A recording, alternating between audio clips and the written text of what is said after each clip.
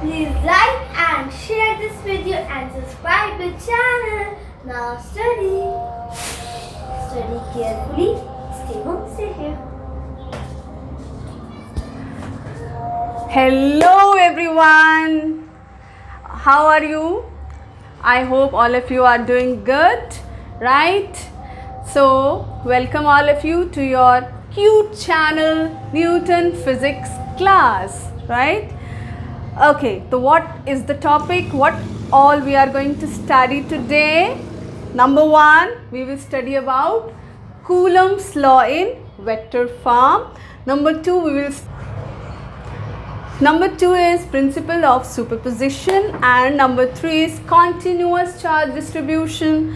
Number 4, last में not the least, कुछ numericals कर लेंगे NCERT से, right? So अब हम पहला topic Coulomb's law in vector form start करते हैं, जो मैंने थोड़ा सा पहले ही लिख लिया था ताकि आपका टाइम थोड़ा सा सेव हो जाए, ठीक है? Okay, so let's start Coulomb's law in vector form. 2 charges, एक Q1 और एक Q2. सबको नज़र आ रहा है? उन दोनों के बीच का डिस्टेंस है R, as you can very well see, right? Now यहाँ पे चार्ज 2 Q2 पे, अब उससे पहले एक और बात, Q1 और Q2 दोनों ही लाइक चार्जेस हैं, या तो दोनों पॉजिटिव हैं या दोनों नेगेटिव हैं, राइट? सो जो फोर्स लगेगा सेकेंड चार्ज पे वो लगेगा किसकी वजह से? पहले चार्ज की वजह से, क्योंकि और कोई चार्ज तो यहाँ पे आपको नहीं दिख रहा. तो force on 2 due to 1 will be denoted by F21. Clear? तो F21 Q2 इस फोर्स की वजह से Q1 की तरफ तो आएगा नहीं, क्योंकि फोर्स ऑफ रिपल्शन है, Q1 से दूर भागेगा, लाइक दिस. तो दूर भाग गया, राइट? इसी तरह से इस चार्ज पे भी फोर्स लगेगी. वो किस वजह से लगेगी? वो लगेगी 2 की वजह से, राइट? और 2 की वजह से जो फोर्स लगेगी तो ये 2 की तरफ तो जाएगा नहीं, क्योंकि दोनों लाइक हैं, रिपल्शन होगा, तो ये भागेगा इस तरफ. इसलिए force on 1 due to 2 the direction is this. Clear? Right. अब हमने 11th क्लास में वेक्टर चैप्टर में we have studied very important thing, और उसका नाम क्या है? Unit vector, right? याद आया कुछ? यूनिट वेक्टर क्या है? यूनिट वेक्टर वो वेक्टर होते हैं जिसका मैग्नीट्यूड होता है 1, और डायमेंशन क्या होता है? Dimension in the same direction of the vector. जैसे कि वो डिस्टेंस को, डिस्प्लेसमेंट या डिस्टेंस को डिनोट कर रहा है, तो वो डिस्टेंस की ही डायरेक्शन में होगा, लेकिन उसका मैग्नीट्यूड होगा 1. जैसे कि इधर है 2 से लेके 1 तक का डिस्टेंस. क्या है? 2 से लेके 1 तक का डिस्टेंस. तो इसको बोलेंगे R21. इसके ऊपर जो कैप लगी है, छोटी सी टोपी, सबको दिख रहा है? सबने टोपी पहनी है ना कभी. तो ये छोटी सी जो कैप है, this is called cap. It is for unit. So this is R21, यानी कि यहाँ पे चार्ज 2 से लेके चार्ज 1 तक का डिस्टेंस, और इसके ऊपर जो कैप है, it is denoting it is a unit vector, and the direction is from 2 to 1 this way. Similarly here it is R12, यानी कि चार्ज 1 से लेके चार्ज 2 तक का डिस्टेंस, और यूनिट वेक्टर मीन्स इसका डायरेक्शन तो ये है 1 से लेके 2 तक, लेकिन इसका मैग्नीट्यूड है 1. ठीक है? तो अब हम पढ़ेंगे भाई F21 और F12 कैसे हमने इस तरह से लिख दिया. Okay, let me take chalk. तो चिल्ड्रन, पिछले वीडियो में हमने पढ़ा था कि Q1 Q2 upon R² coulomb law के बारे में हमने ये पढ़ा था, राइट? तो पिछले वीडियो में ये तो सिर्फ मैग्नीट्यूड था. What was this? It was magnitude. But सबको पता है कि फोर्स क्या है? एक वेक्टर क्वांटिटी, उसमें मैग्नीट्यूड भी होना चाहिए और उसमें डायरेक्शन भी होना चाहिए. इसमें मैग्नीट्यूड तो क्लियरली नज़र आ रहा है, लेकिन डायरेक्शन कहाँ है? डायरेक्शन के लिए हमने ये यूनिट वेक्टर्स डाले हैं। तो जब हम वेक्टर फॉर्म में लिखेंगे force as a vector quantity, तो सबसे पहले हमने इस पे वेक्टर साइन लगा दिया और उसके बाद हमने ये यूनिट वेक्टर लगा दिया उसके डायरेक्शन के लिए, और बाकी ये सब एज इट इज़ यहाँ पे जैसा कि आपको नज़र आ रहा है, this part is magnitude and this part is direction. Same is true for F12, right. अब हमें पता है 11th क्लास से ही कि R12 is unit vector R12 is negative of unit vector R21। So यहाँ पे अगर हम पुट करें ये साइन, तो what we get, vector force F21 is negative of F12। तो इसका क्या कंक्लूजन है? ये क्यों लिखा है मैंने? ऐਵੇਂ नहीं लिखा, हर चीज़ का कुछ न कुछ मतलब है। इसका क्या मतलब है? इसका मतलब है कि ये न्यूटन थर्ड लॉ को ओबे कर रहा है। क्या है Newton third law? Newton third law बोलता है कि जो चार्जेस एक दूसरे के ऊपर कूलम फोर्स लगा रहे हैं वो इक्वल एंड ऑपोजिट है। क्या है? इक्वल है इन मैग्नीट्यूड, लेकिन डायरेक्शन दोनों का ऑपोजिट है, जैसा कि हमने देखा, और यहाँ पे साइन भी आ गया टू शो कि डायरेक्शन दोनों का ऑपोजिट हो रहा है। तो ठीक है, तो this is about your Coulomb's law in vector form. अब एक और बात, ये जो चार्ज F21 है या F12 है, इसका डायरेक्शन है line joining the two charges. इसका F21 ऐसे भी हो सकता था, ऐसे भी हो सकता था, ऐसे ही F12 ऐसे भी हो सकता था, ऐसे भी हो सकता था, लेकिन नहीं, किस डायरेक्शन में है? It is along line joining the. So बच्चा पार्टी, क्या हमें पता चल गया इससे कि दो चीज़ें, बहुत इंपॉर्टेंट चीज़ें। पहला कि Coulomb's law of electric force obey Newton third law. According to this, equal and opposite forces on each other, right? दूसरी बात कि ये force F12, F21, they are acting along line joining the two charges this way, as you can see. So they are central forces. So let me write.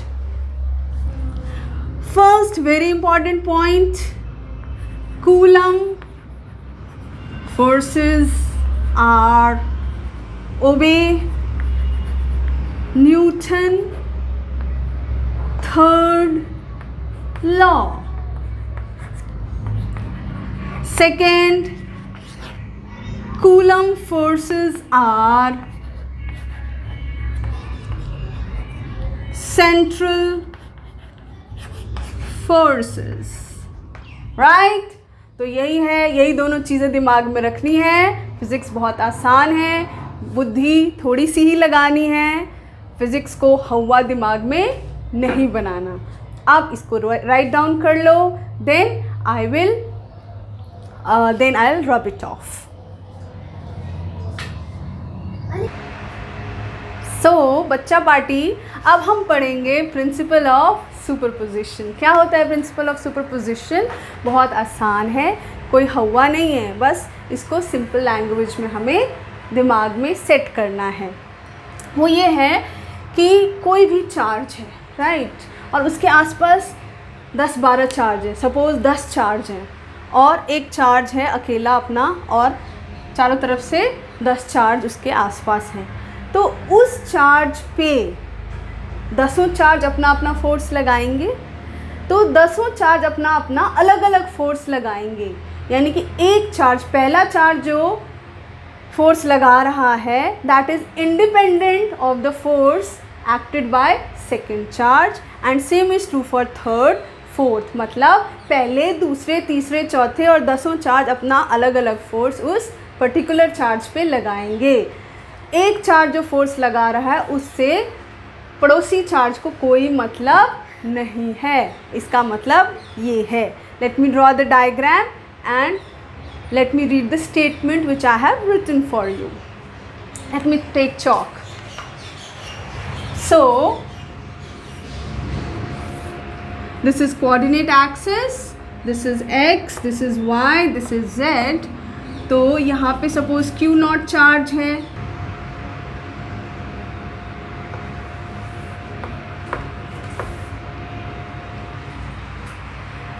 Right. So here Q not suppose charge है। अब इसके आसपास Q1 भी है, Q2 भी है, Q3 भी है, और जितने मर्जी आपको बनाना है आप बना सकते हैं। तो Q नॉट पे जो फोर्स लगेगी वो Q1 भी लगाएगा, Q2 भी लगाएगा, Q3 भी लगाएगा, लेकिन Q1 जो फोर्स Q नॉट पे लगाएगा उस फोर्स से Q2 को कोई मतलब नहीं है। सिमिलरली उस फोर्स से Q3 को भी मतलब नहीं है। सब अपने अपने हिस्से का फोर्स लगा रहे हैं, एक दूसरे के फोर्सेस में इंटरफेयर नहीं करते। तो what is the statement? Total force on any charge, let's say Q not, due to number of other charges at rest, that is Q1, Q2, Q3 and so on. वो भी rest पे हैं सभी, Q1, Q2, Q3 सब rest पे हैं। Is vector sum, क्योंकि force एक वेक्टर है तो उसका सम भी करेंगे तो क्या आएगा? Vector of all the forces, vector sum of all the forces on that charge due to other charges taken one at a time। यानी कि फोर्स जो है हम पहले एक का निकाल लेते हैं, दूसरे का निकाल लेते हैं, तीसरे का निकाल लेते हैं, चौथे का निकाल लेते हैं, जितने भी चार्जेस हैं, और फिर सबको हम ऐड कर देंगे। तो let me write F not, यानी कि force on Q not equals to F not 1, यानी force on Q not due to Q1, vector का sign, plus force on F not due to 2 plus force on F not due to 3। Let's draw QN charges हैं, right. So it will go up to F not N। very important phenomena। So total force on Q naught will be vector sum of force by this, then force by this, then force by this, and so on। Fine। So this is principle of superposition। Note it down, then I'll rub it off। Thank you। अब हम आगे बढ़ेंगे।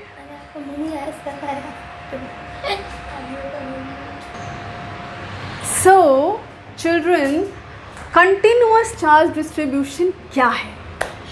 सोचो, इतना भी सोचने की बात नहीं है इसमें।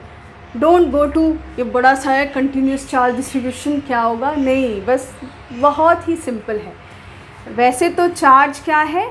Discrete in nature. Quantization of charge हमें बताता है कि total charge in a body is basically n into e, यानी कि number of electrons multiply charge on electrons. ये तो हमें क्वांटाइजेशन से पता है, लेकिन ये है माइक्रोस्कोपिक वर्ल्ड के लिए। जब हम एटम्स, मॉलिक्यूल्स, छोटी छोटी चीज़ों के बारे में जब हम बात करते हैं तो उसके लिए जब हम एक बड़ी सी वायर ले लें या शीट ले लें या फिर एक क्यूबॉइड ले लें या फिर स्फेयर ले लें और उस पर हम चार्ज अगर हमको निकालना हो तो ऐसी चीज़ों पे क्वांटाइजेशन और वो आपका discrete nature Q equal to any, मतलब एक एक इलेक्ट्रॉन को गिनने का मतलब है। इसका मतलब है कि एक बॉडी में कितने इलेक्ट्रॉन्स हैं तो वो होता है एनी। इसको बोलते हैं डिस्क्रीट नेचर, राइट। लेकिन जब हम मैक्रोस्कोपिक वर्ल्ड, मैक्रोस्कोपिक और माइक्रोस्कोपिक में अंतर है। एटम एंड मॉलिक्यूल ये हैं माइक्रोस्कोपिक, उसमें तो Q equal to any will work. लेकिन जब हम, जैसा कि मैंने अभी अभी कहा कि एक शीट ले लें, अब उसमें कितना चार्ज है, उसमें अगर हम नंबर ऑफ़ इलेक्ट्रॉन्स निकालने चले और फिर उसको 1.6×−19 से मल्टीप्लाई करने चले तो ये बहुत ही इम्प्रैक्टिकल सिचुएशन होगा। That will be quite impractical. So इसके लिए हमने कंटिन्यूस चार्ज डिस्ट्रीब्यूशन का कॉन्सेप्ट किया, और वो क्या है? जब हम माइक्रोस्कोपिक वर्ल्ड के बारे में बात करते हैं तब तो डिस्क्रीट नेचर, जब मैक्रोस्कोपिक यानी कि एक शीट पे, एक स्फेयर पे, एक क्यूब पे, क्यूबॉइड पे, एक लंबी सी वायर है, इस पर कितना चार्ज है, ये सब निकालने के लिए हमें चार्ज के डिस्क्रीट नेचर को छोड़ के कंटिन्यूस नेचर पे आना होता है। लेकिन अब है क्या ये कंटिन्यूस? वो ये है कि जब आप नहाने जाते हैं और टैप में पानी आना ही बंद हो जाता है तो पानी ड्रॉप गिरता है ना। This is common observation, we all have done. लेकिन जब जैसे ही पानी आने लग जाता है टैप में तो पूरा एक धारा, टैप से पूरी एक धारा निकलने लग जाती है, तो पता ही नहीं चलता कि वो जो धारा है, पानी जो टैप से निकल रहा है वो ड्रॉप का भी बना है, वो हमें कंटिन्यूअस लगता है। This is one example. ऐसे ही जो एक शीट अगर हम लेते हैं या एक बड़ी सी वायर लेते हैं, उसमें इलेक्ट्रॉन्स की संख्या, इलेक्ट्रॉन का नंबर इतना ज़्यादा हो जाता है कि हम, और वो इतने क्लोजली स्पेस्ड हो जाते हैं कि हमें ऐसा लगता है कि वो एक कंटिन्यूअस सा कुछ बना रहे हैं। सिंगल इलेक्ट्रॉन हमें नज़र नहीं आता, वो बिल्कुल ही सिंगल इलेक्ट्रॉन्स का कॉन्सेप्ट ख़त्म होके एकदम ही जैसे कि नल से पानी का एक धारा कंटिन्यूअस दिखता है, वैसे ही इलेक्ट्रॉन्स भी हमें कंटिन्यूअस दिखते हैं। और ये मैक्रोस्कोपिक वर्ल्ड के लिए इम्पॉर्टेंट कॉन्सेप्ट है, ये न्यूमेरिकल्स में आएगा। इसको ज़्यादा दिमाग में सेट नहीं करना है कि क्या है नहीं है, कुछ फॉर्मूले हैं, बस वही दिमाग में रखना है, राइट। बहुत आसान है, इसको ज़्यादा हवा बनाने की ज़रूरत नहीं है। Late me right it. Number 1 here is linear charge density. What is that? Linear charge density is, first of all, it is denoted by lambda, right? And it is charge per unit length, right? So lambda is equal to Q upon L. For example, ये एक wire है, wire पे charge है, let's say इसका length L है और इस पे टोटल चार्ज Q है, तो charge density will be lambda and that is equal to Q upon L। अब एक छोटा सा पार्ट ले लें like this, we have considered this part and let's say this is DL, right. तो इसमें चार्ज होगा आपका DQ। जैसे पूरे में चार्ज है Q और पूरे का लेंथ है L, ऐसे ही इस छोटे पोर्शन का लेंथ है DL और इसमें चार्ज है DQ। तो DQ कैसे निकालेंगे? DQ will be lambda DL, right. What will be unit? SI unit you can say it is coulomb per metre. Second is surface charge density. Surface charge density होता है sigma, इसको बोलते हैं sigma, right? Now it is charge per unit area. It is called charge per unit area. How we will write? Sigma is equal to Q upon E. What will be the unit? Coulomb per meter square, right? Let me draw. ये sheet है, इसमें charge है, इसकी area अगर A है और you can write area as S also, तो इसका एरिया S है और इसमें 2 डायमेंशनल है, length and breadth, so it will be having area and इसमें चार्ज Q है, तो sigma is Q divided by A। ऐसे ही इसमें अगर छोटा सा पोर्शन हम ले लें, ओनली दिस पोर्शन, और अगर आपको पता चले, आपको कोई पूछे कि इस पोर्शन में कितना चार्ज है, कैसे निकालोगे? बताओ। You will get DQ is equal to sigma DA, right? Now third, linear हो गया, एरिया हो गया, तो तीसरा क्या होगा? बुद्धि। तीसरा होगा volume charge density. Late me right. I'll rub it off first. So third one is volume charge density, right? वो क्या होता है, उसको कैसे डिनोट करते हैं? तो उसको डिनोट करते हैं रो. रो doesn't mean you cry. Ro simply it is the symbol RHO, right? So it is charge per unit volume, right?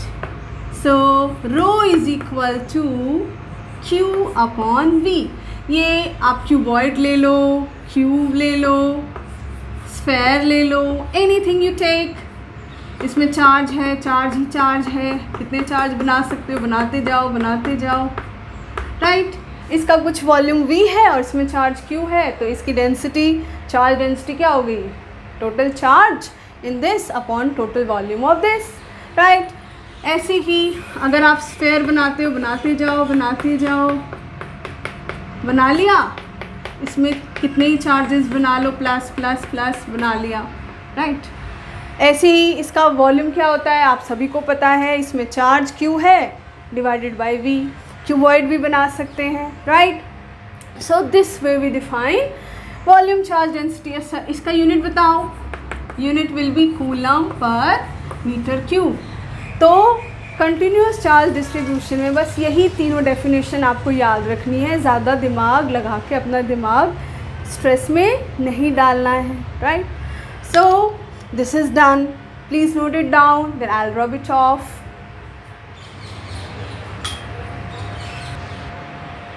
One more thing, इसमें अगेन छोटा सा वॉल्यूम ले लेंगे.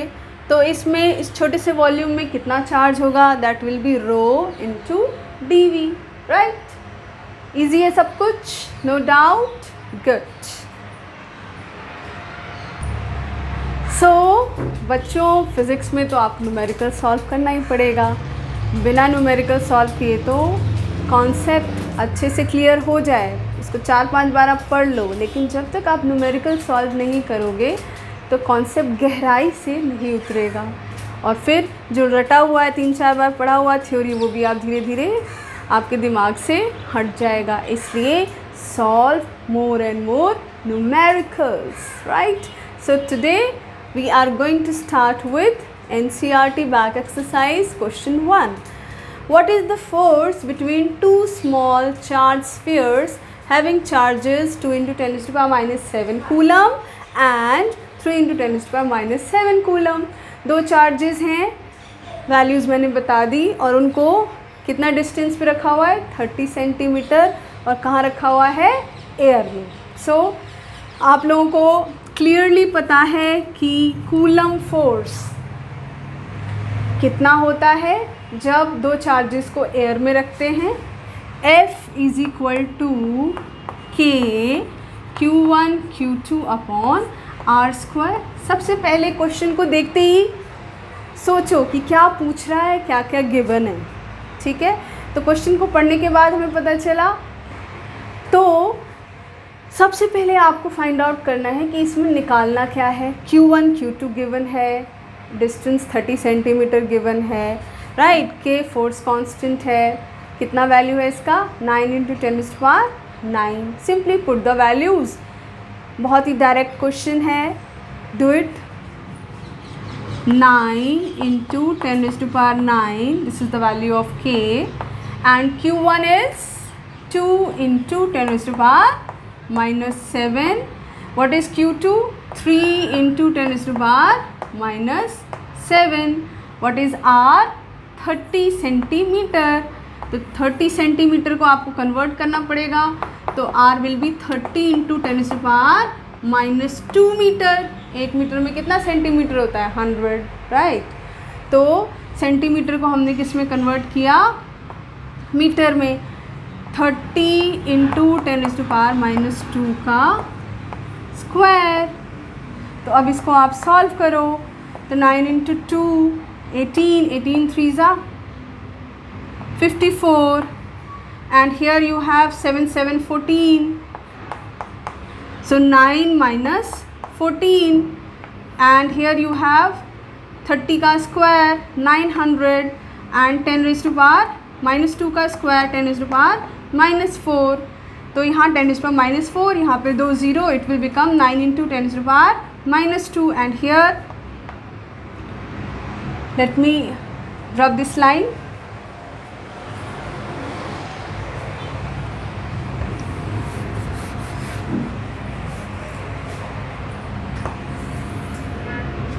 So it will become 54 into 10 raised to power minus 5, and here 9 into 10 raised to power minus 2.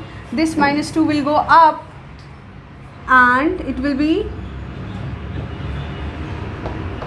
9, and this divided. What will you get? 54 divided by 9, and this will be minus 5 plus 2. So it will be, this will become minus 3, and 54 को divide करो 9 से तो क्या होगा?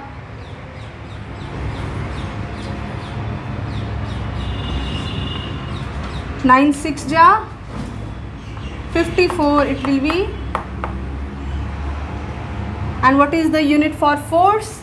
Newton. So this is the amount of force. The value which you have got 6 into 10 raised to power minus 3 Newton, right? Please note it down. I'll rub it off. Now children, question number 6 of your NCERT back exercise. क्या बोल रहा है question कि 4 point charges हैं. 4 क्या हैं? Point charges. कहाँ कहाँ हैं? A पे, B पे, C पे और D पे. कितना है?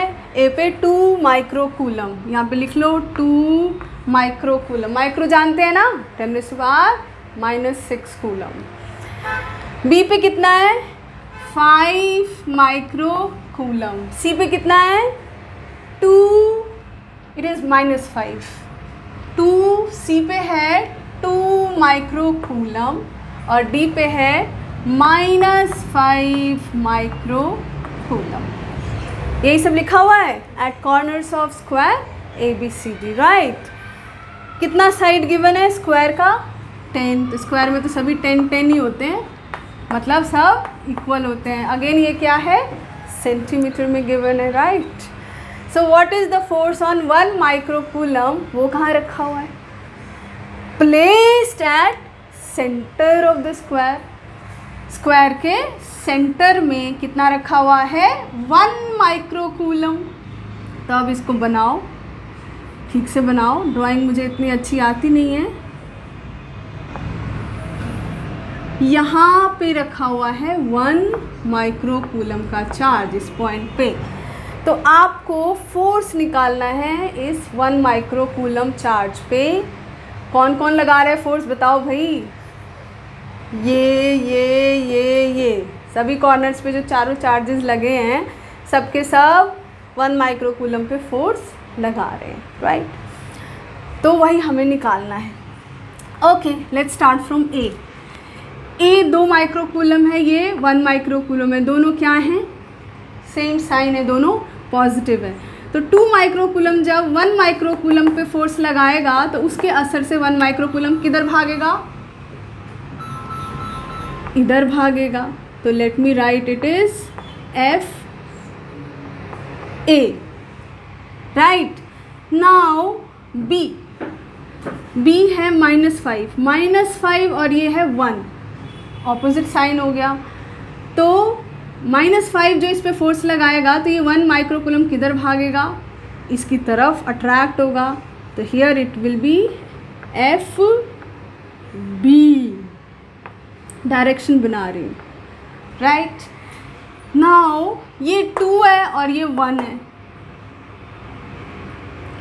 तो ये भी पॉजिटिव 1 माइक्रोकूलम, ये भी पॉजिटिव. तो ये 2 माइक्रोकूलम जो इस पे फोर्स लगाएगा तो ये 1 माइक्रोकूलम इसकी तरफ भागेगा या इससे दूर भागेगा? इससे दूर भागेगा. तो दिस इज FC, राइट? अब यहाँ पे 1 माइक्रोकूलम, यहाँ पे -5, तो ये नेगेटिव और ये पॉजिटिव। तो 1 माइक्रोकूलम किधर जाएगा, इसकी तरफ जाएगा या इससे दूर जाएगा, तो इसकी तरफ जाएगा। तो दिस इज़ FD। ठीक है बेटा, सबको समझ आ रहा है डायरेक्शन? वेरी वेरी इंपॉर्टेंट, ये एलिमेंट्री चीज़ है, बहुत बेसिक है डायरेक्शन निकालना कि किधर भागेगा किधर जाएगा, लेकिन this is very important for your numericals, right? So understood, right? Here we have FC and FA। इस FC की डायरेक्शन इधर है, FA की डायरेक्शन इधर है, और चार्जेस कौन कौन से हैं? 2 and 1, और इसमें भी क्या है? 2 and 1, तो मैग्नीट्यूड तो इक्वली होगा, राइट? डायरेक्शन ऑपोजिट हो गई, तो FA and FC will cancel out, right? Here FB और FD के बारे में बात करते हैं। This is FB, this is FD। ये -5 है और ये 1 है, इनमें क्या, और इधर भी क्या है? -5 और 1, तो इसका मतलब मैग्नीट्यूड क्या होगा? सेम ही होगा, राइट? और डायरेक्शन क्या हो गया? उल्टा हो गया। डिस्टेंस भी सब में एक ही है, क्योंकि ये एक स्क्वायर है, स्क्वायर का डायगोनल होता है साइड मल्टीप्लाई √2, राइट? तो साइड इज़ 10 और √2, 10 √2 सेंटीमीटर, डायगोनल हो गया 10 √2 सेंटीमीटर। हाफ निकालेंगे,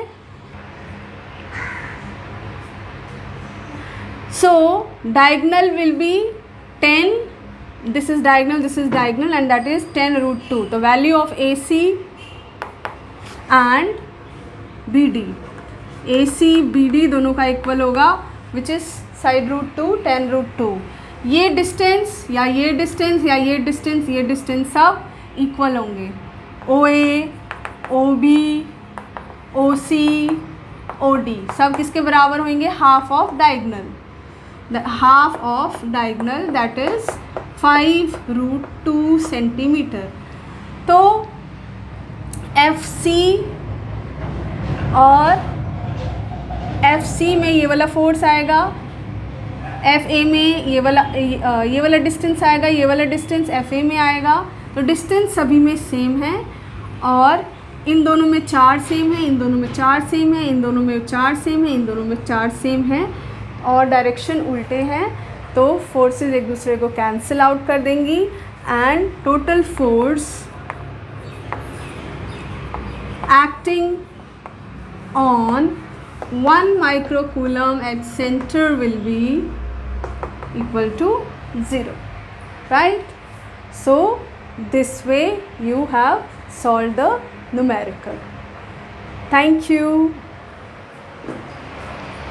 सब कुछ समझ आ गया ना? तो इस वीडियो को 2 लाइक्स तक पहुंचा दो, और जो भी डाउट हो वो कमेंट्स में पूछ लो, हिचकिचाओ मत, पूछ लो। मैं मिलूंगी आपको नेक्स्ट वीडियो में, तब तक के लिए take care and bye bye.